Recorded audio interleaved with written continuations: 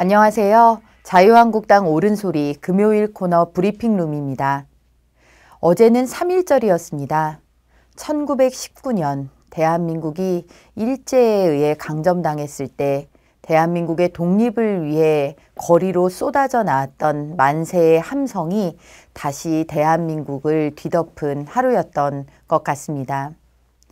대한민국의 독립을 위해서, 건국을 위해서 싸운 모든 이들은 대한민국의 국민들이 진정한 자유인으로서 그리고 공화국의 일원으로서 서는 그 날을 상상하고 오늘의 대한민국을 그렸을 것입니다.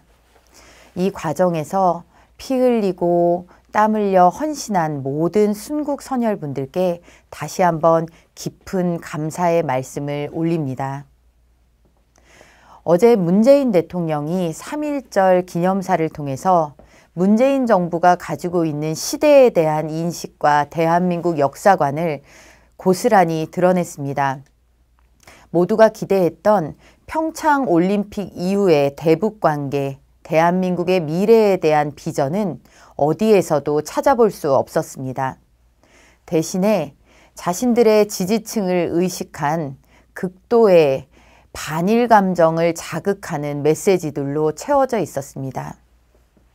우리가 나라를 빼앗긴 서름을 다시 겪지 않으려면, 그리고 일본을 능가하는 그런 대한민국으로 우뚝 서기 위해서는 맹목적인 반일과 감정 노름이 아니라 극일할 수 있는, 일본을 능가할 수 있는 안보, 경제 면에서의 대비책이 급선무입니다.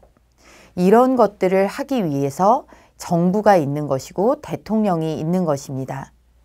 그런데 문재인 대통령의 3.1절 기념사에서는 우리와 체제를 함께하며 자유민주 우방이 되어야 되는 일본에 대해서 극단적인 반감을 드러내면서도 어떻게 이 문제를 해결할 수 있을까에 대한 해법은 제시하지 못했습니다. 지금 문재인 정부가 가지고 있는 일본에 대한 인식은 대한민국의 안보에 있어서 특히 매우 위험합니다. 당장 한미일 안보동맹, 아시아의 평화 그리고 북핵 앞에서의 평화를 위해서 한미일 동맹의 중요성이 매우 심대합니다. 한반도의 위기 상황이 닥쳤을 때 미국과 한국의 군사작전에 있어서 일본의 협조, 그리고 정보면에 있어서의 일본의 협조는 우리에게 매우 기묘하다라는 말로는 부족할 정도로 절대적입니다. 이런 현실에 대한 인식을 지도자, 대한민국의 대통령이 하지 않는다면 이것은 누구의 몫이 되어야 할까요? 분노를 위한 분노, 그리고 감정선만 자극하는 그러한 태도로는 국가를 이끌어갈 수도, 국민들을 하나로 결집시킬 수도 없습니다. 어제 대통령의 3.1절 기념사에서는 대한민국의 역사를 두고 대통령의 일방적인 선언이 대한민국의 역사까지도 바꿀 수 있는 것이냐라는 그런 질문을 던져주었습니다. 대한민국의 건국 시점을 1919년 임시정부로부터 기산해야 한다는 문재인 대통령에게 묻고 싶습니다.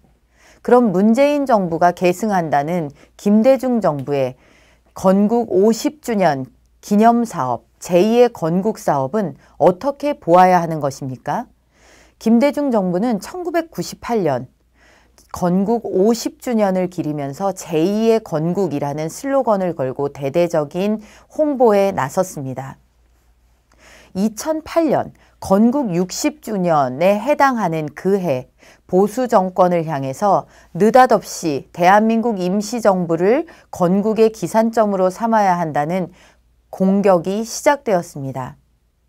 그동안에는 제기되지도 않았던 이런 문제 제기가 왜 느닷없이 보수 정권이 들어서자 제기되었던 것일까요? 그들이 이야기하는 김구 선생조차도, 임정의 핵심 인물이었던 김구 선생조차도 임정을 건국의 시점으로 주장한 바가 전혀 없습니다. 이럼에도 불구하고 계속해서 건국의 역사적인 사실까지도 왜곡하고 부정하려는 데에는 반드시 그에 따른 이유가 있을 것입니다. 그것은 바로 대한민국 정통성, 자유민주주의로 건국된 대한민국 정통성에 대한 부정이자 넌지시 북한 체제의 정통성, 그리고 북한 정권의 합법화에 힘을 실어주려는 시도로밖에는 해석될 수가 없습니다.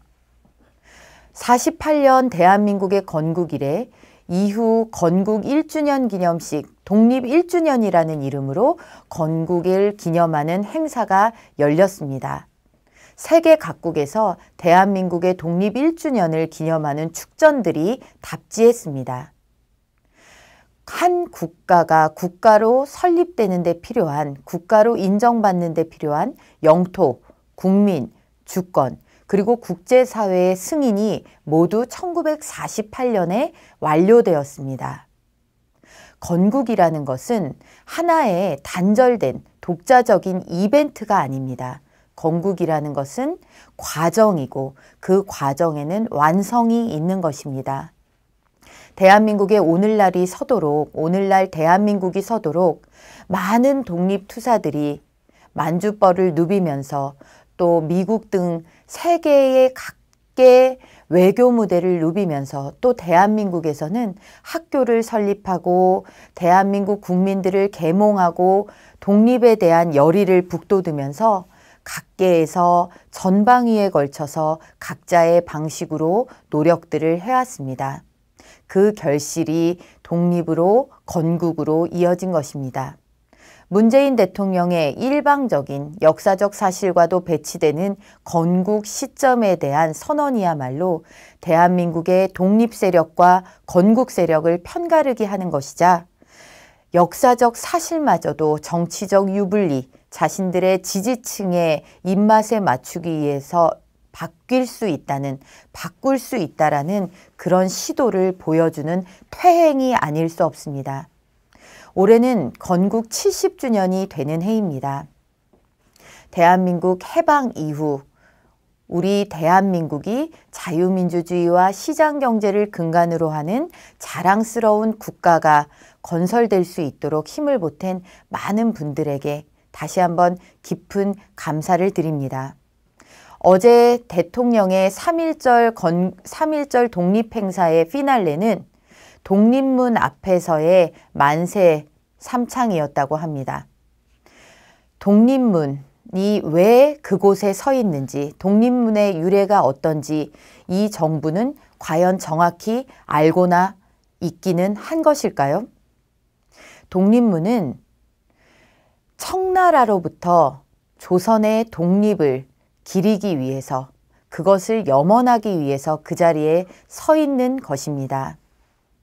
우리가 오랫동안 사대에 빠져서 중국에게 예속되고 중국의 여러 국가적 사안마다 윤허를 받아오던 그 전통에서 비로소 벗어나기 위한 처절한 몸부림, 그리고 그에 대한 염원이 독립문에 깃들어 있는 것입니다.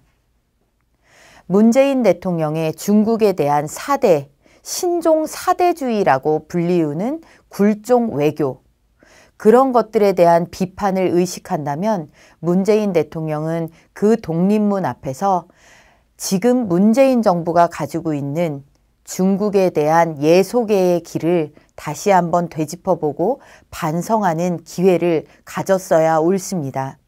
그런데 3.1 독립운동의 만세를 독립문 앞에서 부르면서 혼밥 외교하고 굴욕 외교하고 그리고 삼불이라고 해서 중국의 심기를 건드리는 어떠한 것도 하지 않겠다는 일종의 항복선언을 한 이 정부의 자화상을 되새겨는 보았을지 저는 그런 일은 없었을 것이다라고 생각이 됩니다. 이것이야말로 역사의 촌극입니다.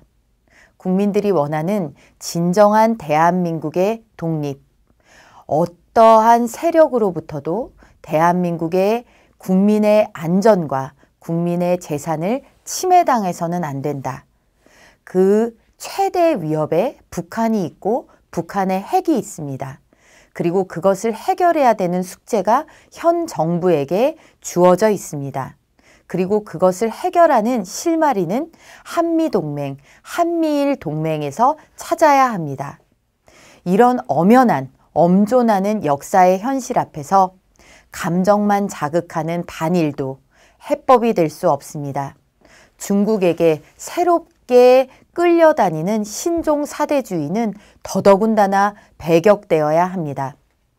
북한이 핵 보유국으로서의 지위를 인정해주고 대화하자는 것은 쏙 감춘 채 평창에 그들을 끌어들이면서 마치 북한은 대화를 원하는 세력으로, 북한에 끌려다니는 것을 경계하는 사람들은 반평화 세력으로, 반대화 세력으로 매도해서는 안 됩니다.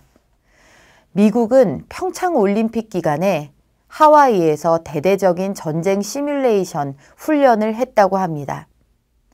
우리 정부야말로 북한과 평화를 이야기하는 때에 사실상 대한민국 국민의 안전과 우리의 안위를 위해서 이런 대비를 하고 있었어야 하지는 않겠습니까?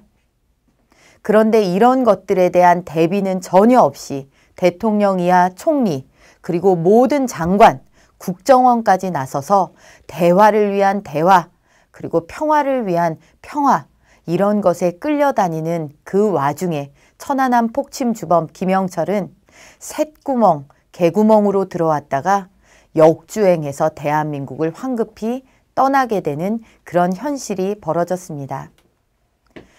3월 1일 3.1절의 독립의 정신을 되새기면서 진정한 독립은 국가의 안보부터 지켜내는 것이라는 점을 이 정부는 각성하시기 바랍니다.